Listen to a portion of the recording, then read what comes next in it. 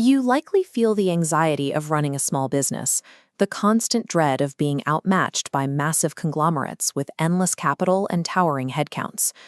The traditional economy of scale assumes that to win, you need massive volume to drive unit production costs down to the floor.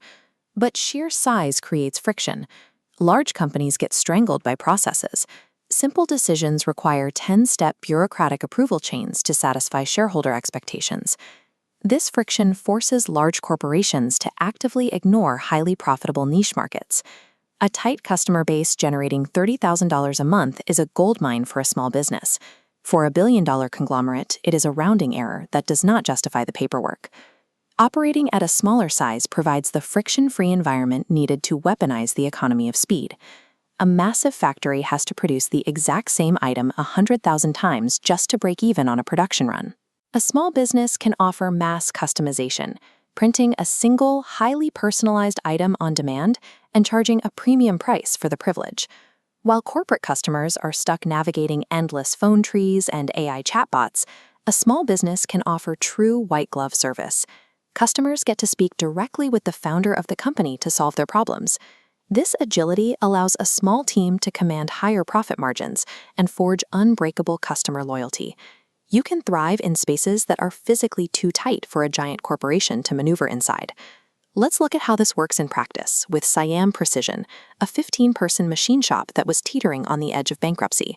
They were failing because they tried to play the giant's game.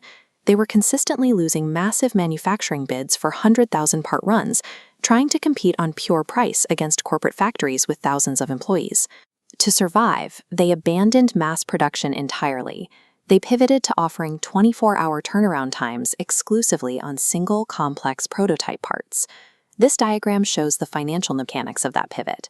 On the left, massive volume generates razor-thin margins.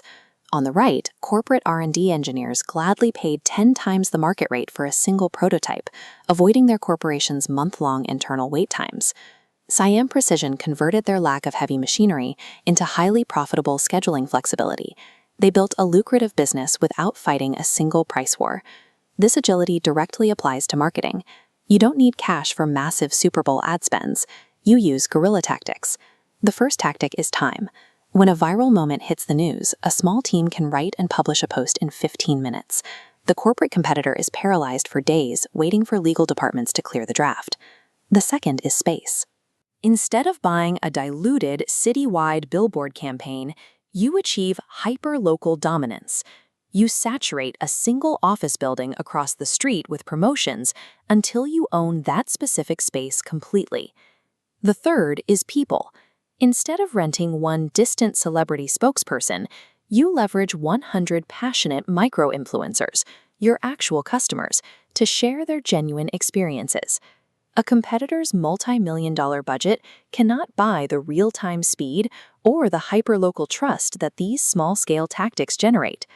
It is easy to assume you are agile simply because your headcount is low, but many small businesses are secretly operating like slow, clunky corporations.